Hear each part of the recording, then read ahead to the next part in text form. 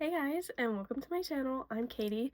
Today I'm going to be going through the books that I read in 2024. I ended up reading 25 and DNFing 3, so a total of 28 in 2024, and my original goal was 24. Just a couple of stats, because I do keep my stats on my Notion. I did have an average rating of 4.2 stars, and I did end up reading 9,382 pages, not including the books that I DNF'd. So the first book that I read in 2024 in January was Magnolia Parks. I ended up picking this up because I had seen a couple of other booktubers that had read this, such as Sarah Caroli and I think Destiny Sidwell read the Magnolia Parks, but I really saw that Sarah had suggested this book and really loved this book, and I am a fan of Gossip Girl, so that's why I did end up picking this up. I ended up giving this a 5 stars. I love the Magnolia Park series, and I ended up reading 4 out of the 5 books that are currently out in 2024. I just can't bring myself to read Into the Dark quite yet after how The Long Way Home ended off and how badly it hurt me when that book ended. And then I ended up reading Wildfire by Hannah Grace as my second book in 2024, and I gave this a 4.5 stars. It was good. I definitely liked it more than I liked Icebreaker, and there definitely wasn't as much spice, I would say, in this one as there is an Icebreaker, so I did like that, and I did like Wildfire. And then I read, this was one of my book of the months from 2023. It was either like the end of 2023 or like in the middle of 2023, but I did read Little Monsters by Adrienne Brodouar. I think that's how you pronounce her last name, and I ended up really liking this. I really liked that it talked about bipolar disorder, and I did like it. And then, oh, I gave this one a 4.25, so I really enjoyed this and the story in it. And then I read another book of the month book because I was trying to get through my book of the month books that I had gotten. I ended up picking up The Intern, which is like a legal crime thriller, and this is by Michelle Campbell. I ended up giving this one a 4.5 stars. I really enjoyed this one. Yeah, if you like crime legal thrillers, this is a good one to read. And then I wanted to read a romance in February, so I ended up picking up The Do-Over by Lynn Painter, which I've heard that it's like a Groundhog's Day kind of retelling, which it is kind of like Groundhog Day. It wasn't my favorite. I gave this a 3.5 stars. I did enjoy it. I just don't know that young adult is for me anymore, so I only gave it a 3.5, but I did still enjoy it. And then I ended up in February reading Daisy Hates. I finished off February reading Daisy Hates, and I can honestly say I like Daisy Hates a lot more than I like Magnolia Parks, just because I do like Magnolia and BJ's characters, but I liked seeing Christian and Julian and Daisy's point of views, and I think I just resonated more with Daisy because she's studying in the medical field and is going to be working in the medical field, and that's kind of like what I was doing, well, still am doing, and I did like the art aspect as well because I do like art and I do like going to art museums. And then I started March, oh, and I gave Daisy Hates a 5 stars as well. I started March off with a magical realism book, so Before the Coffee Gets Cold by Toshikazu Kawaguchi. I believe that's how you say it. I know it's Japanese, and it is translated from Japanese.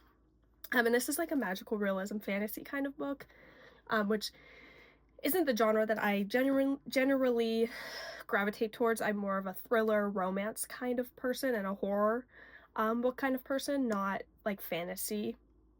But this one was really good. It's set in a cafe and you can travel back into the past to meet people, and I thought that this one was good. I did give it a 3.5 stars.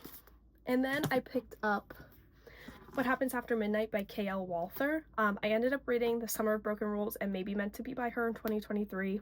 Really wanted to read another book by her, so I picked up this one, and I gave this a 4.25 stars. I'm not the biggest Taylor Swift fan, and I know a lot of her books have like Taylor Swift themes to them, but I still did really enjoy this. And then I read In My Dreams I Hold a Knife by Ashley Winstead. I ended up really liking this book. It's a thriller, and it's set 10 years after this group of college friends graduates college. And it actually goes back through what happened the night that one of their friends was murdered.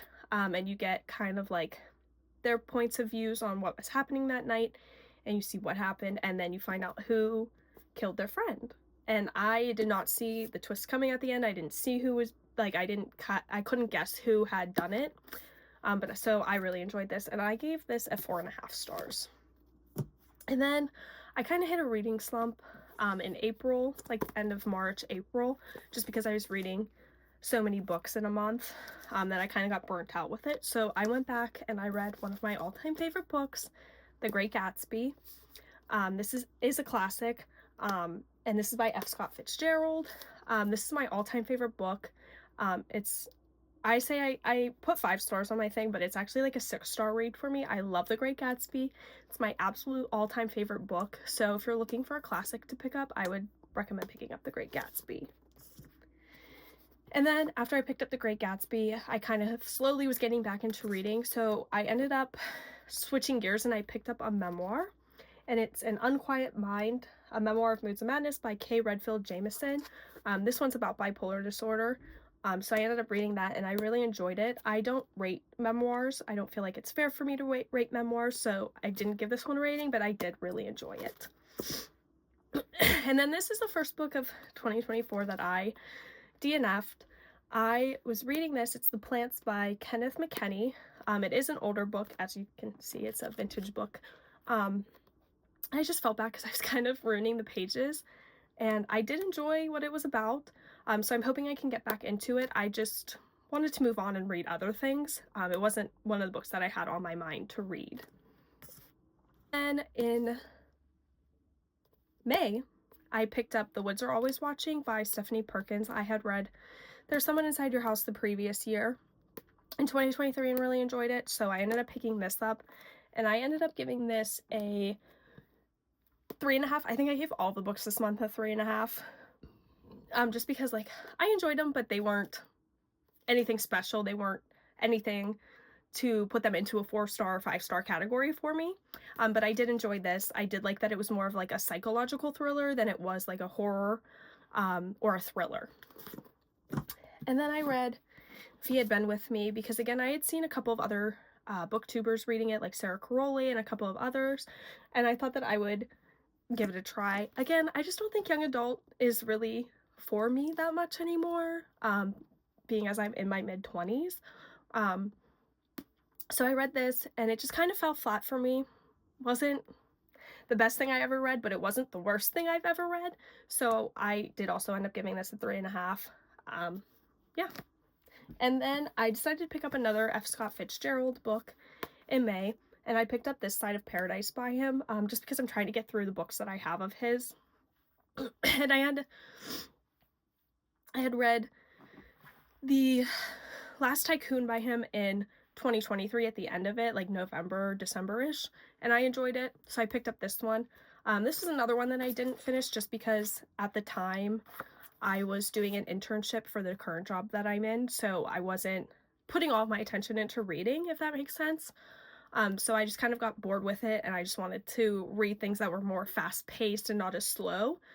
So I did end up putting this down at around I think the 160 page mark, and there's 264 pages, so I really only have 100 pages left, so I might pick this back up and just finish it out and get it over with.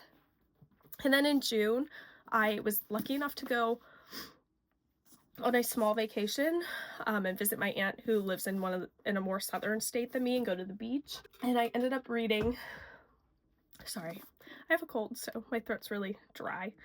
I ended up reading Safe Haven by Nicholas Sparks, and I had previously read this when I was in high school, around like 2014-ish. I was like a freshman or sophomore in high school, 2014, 2015-ish. So it was about 10 years since I had originally read this, and when I had originally read it, I gave it a 5 stars. And I do love the movie, but I will say, trigger warning for domestic abuse, domestic violence. I ended up dropping us down to a 4.5 because it just wasn't as good as I remembered it being. And there were some things in it that I had remembered that actually weren't in the book. So, don't know where I got those from, but I did end up with a 4.5 on this. I did still enjoy it.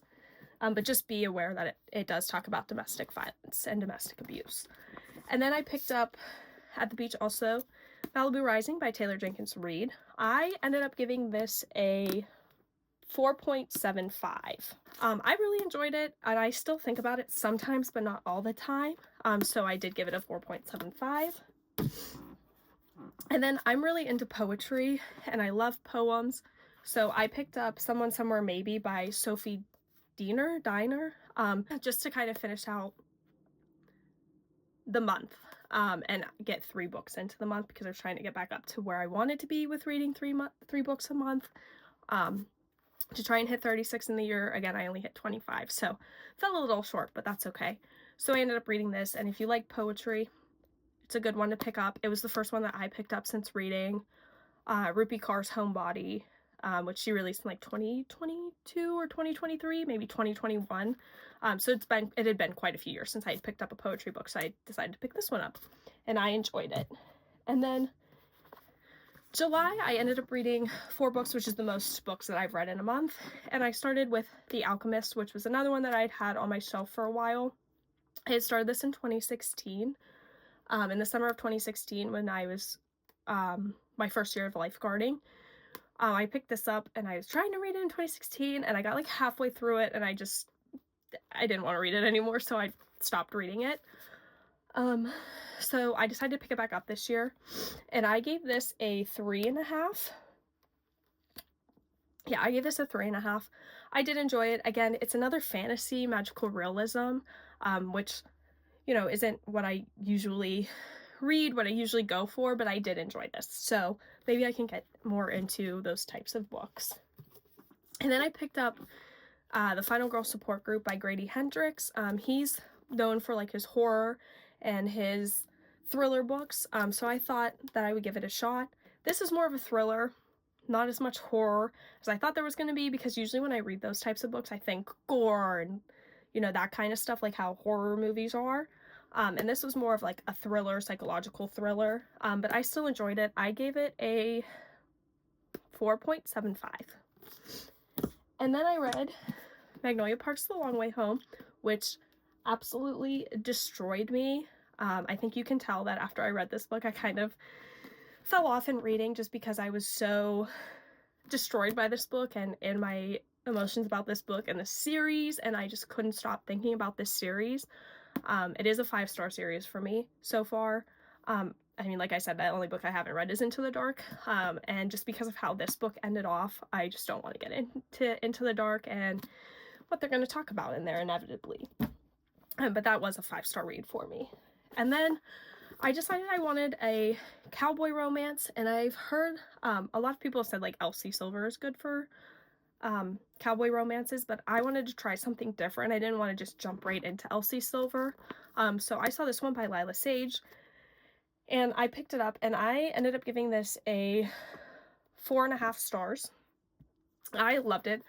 I absolutely adored Emmy and Luke.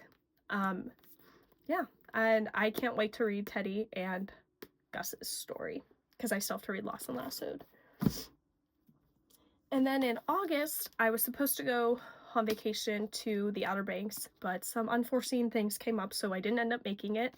So I decided to read 2 books set in the Outer Banks. So the first one I read was a thriller, The Only Survivors by Megan Miranda. And I ended up giving this a 3.5 stars. I liked it. Between the present timeline and the past timeline, I liked the present timeline more. I felt like there was more happening in the present timeline than there was in the past timeline, which I guess I kind of understand. The past timeline was only one night of their lives in high school, and this is kind of set like the present timeline is like after that, what happens. It's years in the future after what happens, and the past timeline takes you through what happens that night. I just personally didn't like how the past timeline panned out and how it was revealed as to who was behind what happened that night. I thought it was going to be something completely different, and it wasn't. So I gave that a 3.5. And then I picked up Knights in Rodanthe by Nicholas Sparks, so another Nicholas Sparks book. I ended up giving this 3 stars. Again, past and present timeline thing. I liked the past timeline in this one a lot more than I liked the present timeline. I thought the present timeline of her having this conversation with her daughter in her kitchen was just boring and it fell flat for me, but I did like the past timeline of when they went through what was happening with her and this guy that she was stuck at this inn with in a winter storm. So I gave that a 3. I went and I read Happy Place by Emily Henry. I have previously read Beach Read by her. I think I read it in 2023. Yeah, 2023. I read it early 2023. I think I gave it like a 3.5, maybe 4 star when I had read Beach Read, so I'm hoping to reread it to see if my opinions have changed. But I read Happy Place. I gave Happy Place a 5 stars. I loved it. Absolutely adored it. So I'm hoping that I can get through the rest of her books and kind of see where I fall with those. And then I went in and I picked up Swift and Saddled by Lila Sage, which this is Wes and Ada's story. So Ada is the interior designer for Wes's project on Rebel Blue, which is the ranch. So this is the Rebel Blue Ranch series. So I went in and I picked up this book. I gave this a 4.5 stars. Or no, not this one. I gave it a 4 stars. I gave this one a 4 stars. I liked it, but I didn't like it as much as I liked Done and Dusted. I just felt myself not really caring for Ada and not really caring for Ada and Wes's story as much as I cared about Emmy and Luke's story. But I'm also really excited to get into Lost and Lassoed this year so I can read Teddy and Gus's story and then read Wild and Wrangled, which is Cam and Dusty's story. So that was September. And then in October, the only book I read in October was Salem's Lot. So I kind of fell off the end of the year just because I was so busy because I was in school and I was working and I was doing a lot of things. So the only book I ended up reading in October was Salem's Lot. And I want to say this was one of the longest books I read at 653 pages. So this was my first Stephen King book that I read and I loved it. I loved it. I know there's some fantasy elements in it if you've read it. You kind of know what I'm talking about. There are some fantasy elements in it. It's more of like a paranormal fantasy, which I like. I am into ghosts and vampires and those types of things, so I did end up really enjoying this. And I gave this a 4.5 stars. So it was good. It was really good that I rated it that high for it being my first Stephen King book. And I do have The Shining by him that I want to read. And I've had my eye on a couple of other books by his that I'd like to read, so hopefully I can get into those. And then in November, the third and final book that I DNF'd for the year that I actually don't really think I'm going to end up picking back up is Promises and Pomegranates by Sav R. Miller. And I was really hoping that I would get into this series just because I like Greek mythology. I like Greek mythology retellings. I've read Song of Achilles. I've read Circe, and a few others. And I've read like the Percy Jackson. But this one, something about it. I don't mind the girl. I think her name is Lila? No. The guy's name is Cal. And the girl is Elena. Elena? I think it's Elena. I think it's how you pronounce it. I liked her point of view, but when I was reading Cal's point of view, I just couldn't get past the fact that he was just so, like, all he wanted to do was her, and I just couldn't get past it. So I think I got about 60-ish pages into it, 70 pages into it, and I just had to stop reading it, and I don't think I'm going to pick this back up. It's just not for me. I just don't like it. I don't like his point of view. Maybe if it was more in her point of view, I would pick it up again, but it's mostly in his point of view, and I don't want to. And I know it is a dark romance too. I am going to try other dark romances just to see, but this one just wasn't for me. And then I ended out the year by reading Daisy Hates the Great Undoing. I gave this a 5 stars. I absolutely loved it. Again, I'm a Daisy Hates girly. I will always be a Daisy Hates girly. I can't wait for her to make more Daisy Hates books. I absolutely love Daisy Hates. And the way this book went, oh, it was so good. I loved it. I loved it. And I gave this one a 5 stars also. I've given all of the books in the series a 5 stars. I just absolutely love them and adore them.